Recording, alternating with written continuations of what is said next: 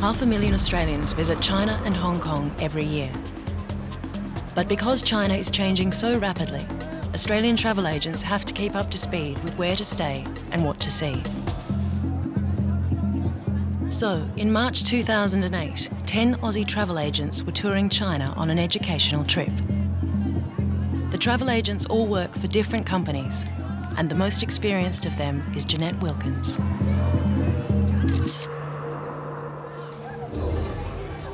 Jeanette was, she was a mother figure, I think, on their trip. And she was, you know, would look after everyone. We did have quite a bit of time to sort of get together and get to know each other personally as well. The travel agents had flown from Australia to Beijing, then Xian. The Aussies were coming to the end of their trip. They're all in high spirits after spending a morning shopping, and they're now heading for the airport.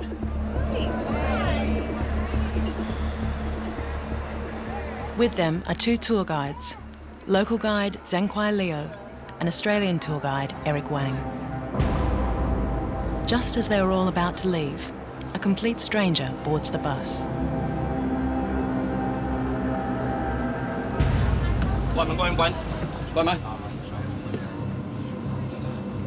When he came up, he didn't say much, just say, close the door, close the door. And I looked at him, I said, oh, he must want to have to get to the airport. 你干什么？这是不是公共汽车啊？先生，请你下车吧。 The man was a loner. 请你啊。 And what he was doing now, he'd been planning for 3 years. And he said, okay, look what this is. And he opened the jacket to show the dynamite around the chest.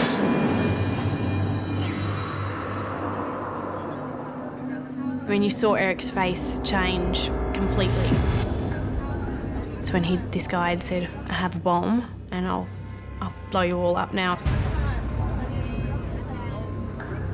So we were all laughing and joking and we were quite happy. It went from that to deadly quiet.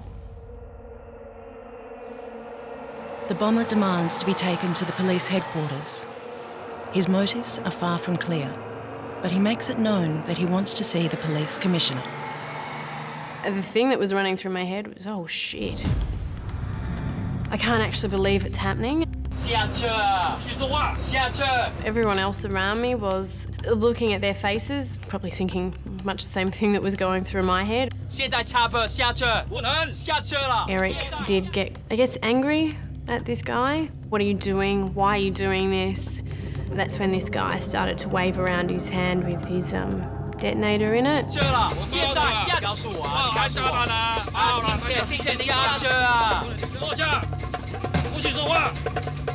I guess that was the real point. I went, I'm not coming out of here alive.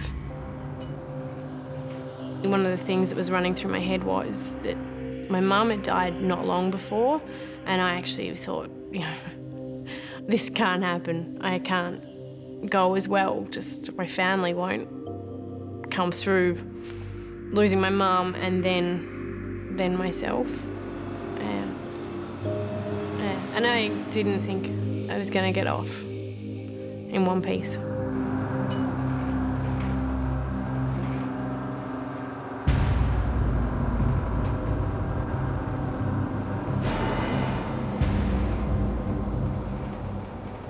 Some of the travel agents start texting home. I sent them, I love you.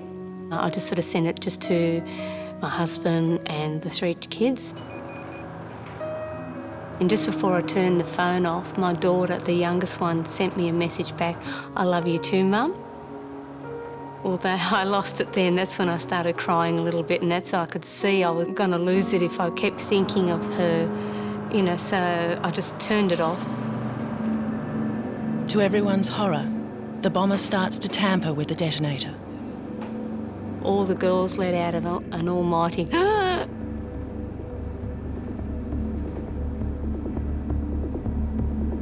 But I don't want to look. I don't want to look to see what he's doing. After seeing the lighter, I turned around and I just looked out the window because I thought, I don't want to know. I don't want to actually see that point happen.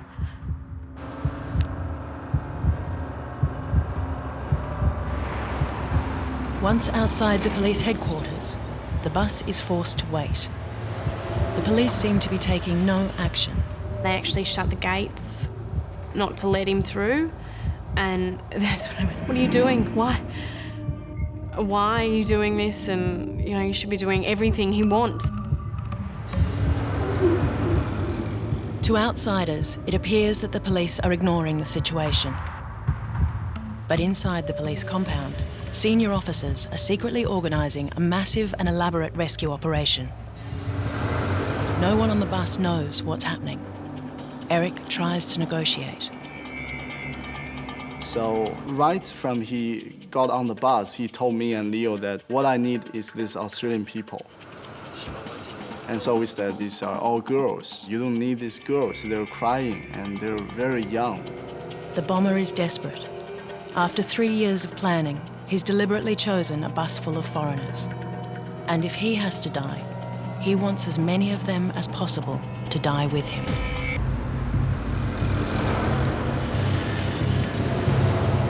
The bus full of Australian travel agents has been forced to wait outside the police station. The bomber wants to see the police commissioner, but the police appear to be doing nothing. Tour guide Eric Wang is trying to negotiate. I learned a bit of psychology in college to understand people, to know what they want to listen, what would make them happy. Eric persuades the bomber that he doesn't need all 10 hostages. Having just 6 hostages would still keep him in charge. So it's been about 5 minutes conversation, negotiation, and then he said, okay, you can get some of them off the bus. But Eric negotiates further. He convinces the bomber that holding even just 6 women looks cowardly and bad. Amazingly, the bomber agrees to release all but one of the travel agents.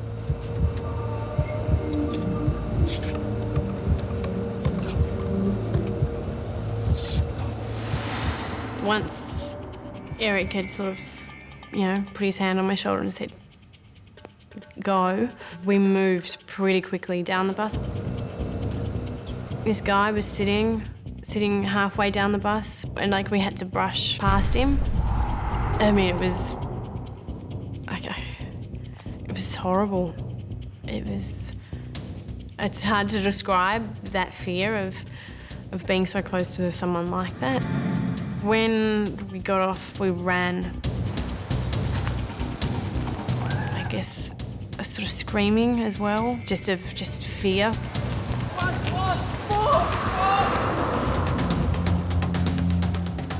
Left on the bus with the bomber are just 2 people. Tour guide Eric Wang and travel agent Jeanette Wilkins. I thought I'll just try and keep myself together. When I thought of the family, I got emotionally attached, and I started falling to bits. And then when I didn't think of them, everything was clear again. You know, what you got to do. And that's when I thought, well, I'll just take the photo with me just in case. And that's why I put the photo in my pocket. The bus has been waiting at the police station for over an hour. Finally, the police commissioner arrives.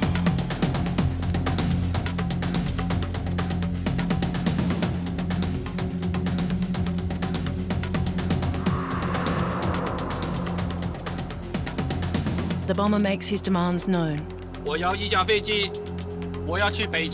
To be taken to the airport, flown to Beijing with the hostages, and have a meeting with Chinese President Hu Jintao.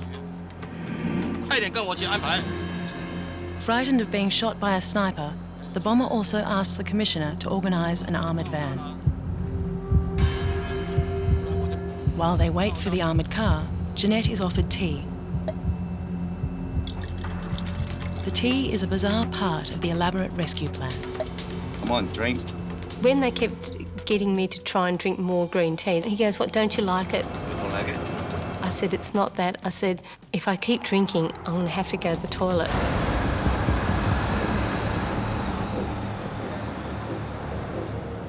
Within 20 minutes, the armoured car arrives.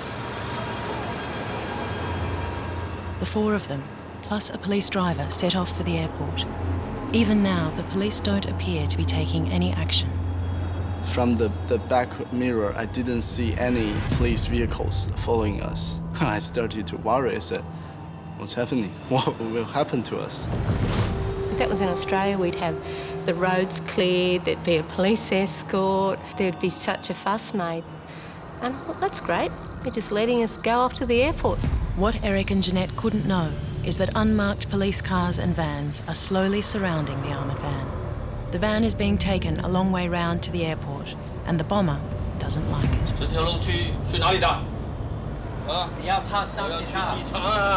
And they were getting a little bit agitated. They were starting to shout a little bit, and they were getting into a little bit of an argument. I could see his arms and his legs, and he was like getting a bit nervous with his leg was sort of jumping, and his finger on the trigger was like getting like loose. Eric, please stop them. I just sort of gave Eric a look to say, I think I'm going to cry, please calm him down. Eric started saying, calm down, look, you're upsetting her, you know, everyone calm down. The police need more time to organise their secret rescue plan.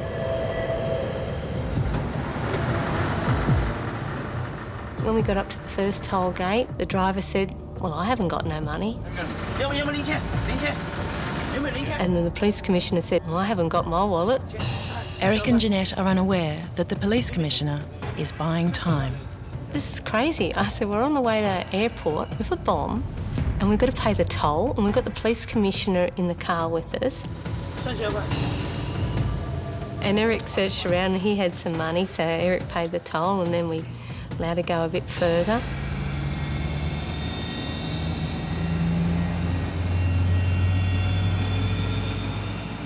The bomber has spent the last 20 minutes in silence.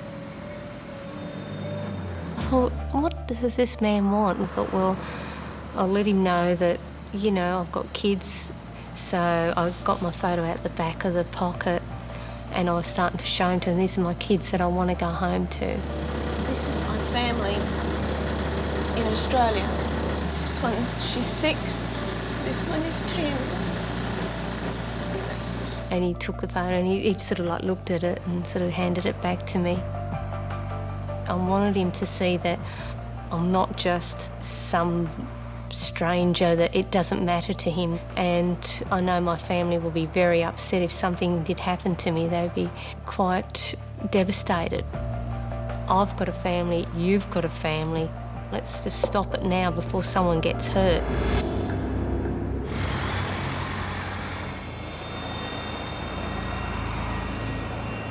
Jeanette has been trapped in the armoured car with the bomber for over 3 hours.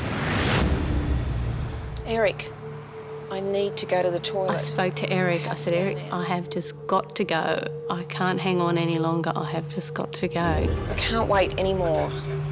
And then Eric spoke to the police commissioner that she has to go. There's a bucket out the back. Well, she'll have to use the bucket and go in the back of the van. The rescue operation has started. The armoured van pulls over, and Eric also takes the opportunity to relieve himself. I do the toilet, and when I turn around, I see about 5-6 people standing behind the van, and then calling me over by waving the hand. Jeanette is still inside the armoured van. She has no idea how close she'll be to being killed. Australian travel agent Jeanette Wilkins is being held hostage inside an armoured car. After 3 hours of elaborate planning, the police are about to launch their rescue plan.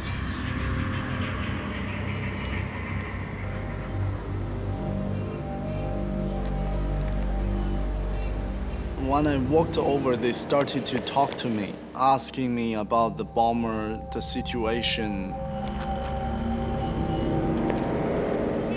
Then the commissioner got off the van holding the pot and threw the weed to the roadside.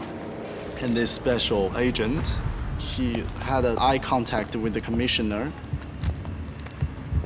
There was just the two of us sitting in the back of the van.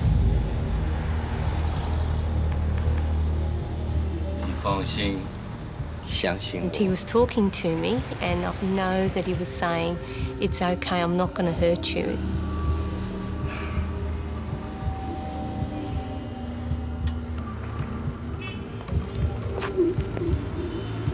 And then this man appeared in the doorway.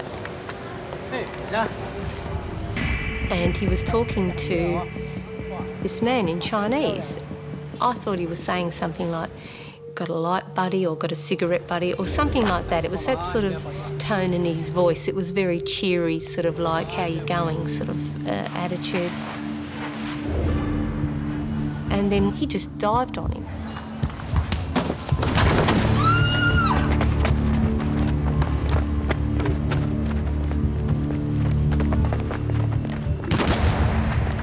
I didn't want to look because I thought I'm going to have that memory in my head forever if I look at his body.